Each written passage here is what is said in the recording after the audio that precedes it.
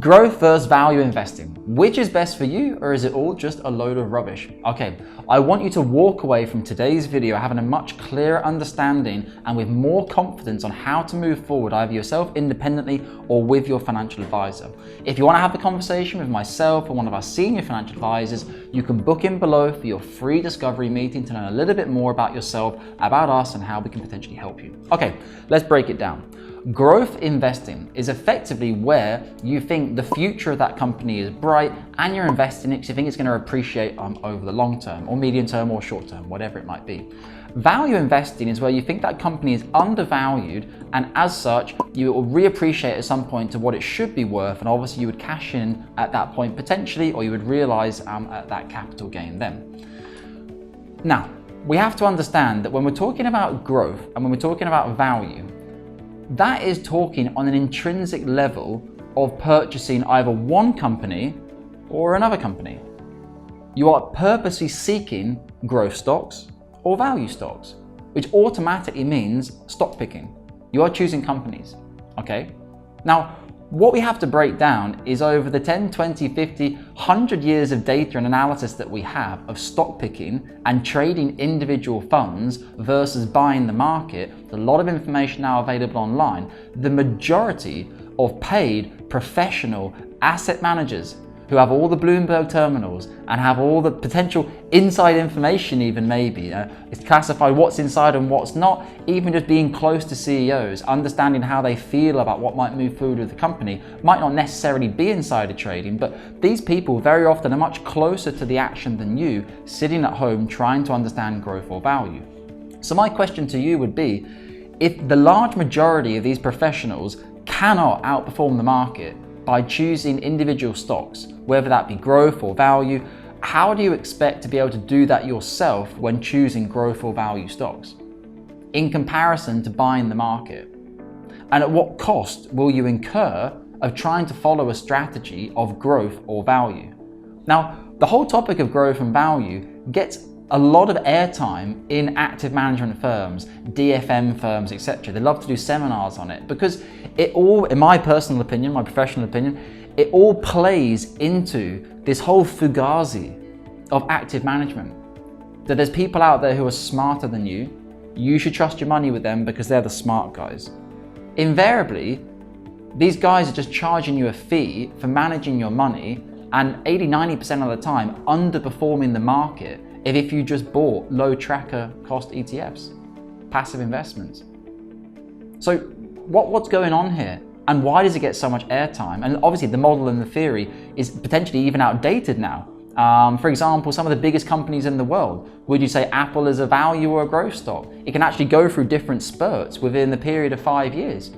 So the whole model is potentially outdated, but it still gets a lot of airtime because you have to understand that you are the product to the DFMs, to the active managers. They need you to come in with your money so that they can charge you and make an income from it.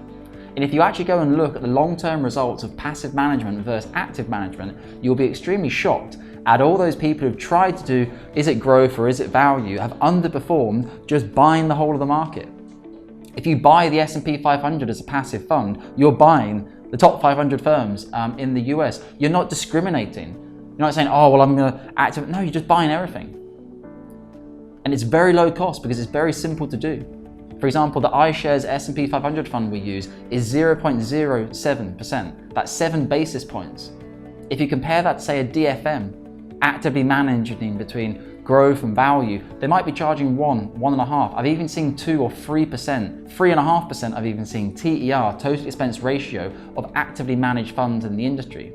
So from all my experience and all my years looking at clients' portfolios, when I've looked at people who have done stock picking, or I look at clients who have had active management for a long period of time, when you actually backdate their performance against if they had just bought the whole of the market in a low-cost ETF, plus all the charges they would have saved, if you think an ETF is 0.07% and a DFM is 1.5%, over the course of 10 years, that passive fund has cost you 70 bips, 0.7%, less than 1%.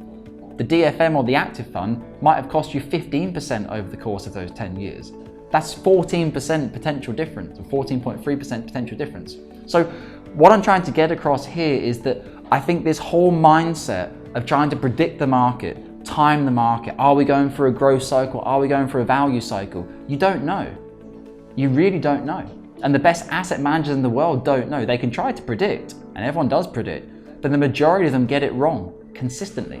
Very, very, very few asset managers have managed to stock pick successfully over the course of their lifetime. Obviously, people like Warren Buffett are well known, but even Warren Buffett in his will, I believe to his wife, said go and invest in passive funds because the rest of the market is such a fugazi. And I think that people prey on this whole idea of making simple things sound really complex. And for transparency, here at Cameron James, we do still have some active management in our portfolio, but it's on around a 20% level in terms of our balanced portfolio at the moment. The 80% is passive. A lot of people will say, well, screw that. Why pay you 1% to manage an 80% portfolio which is passively managed? But even within passive management, you need active decisions. Where are you going to put your passive funds? What US exposure you're going to have, what UK exposure? How are you going to integrate a passive portfolio? So it's very, very low cost to the actual portfolio, but thought needs to go into that. What's your risk profile? How does it work? And then the active that we use, there are still some asset managers, not many of them, very good ones who have managed to outperform the market over the long term with their technical analysis, etc. But that's a dying breed.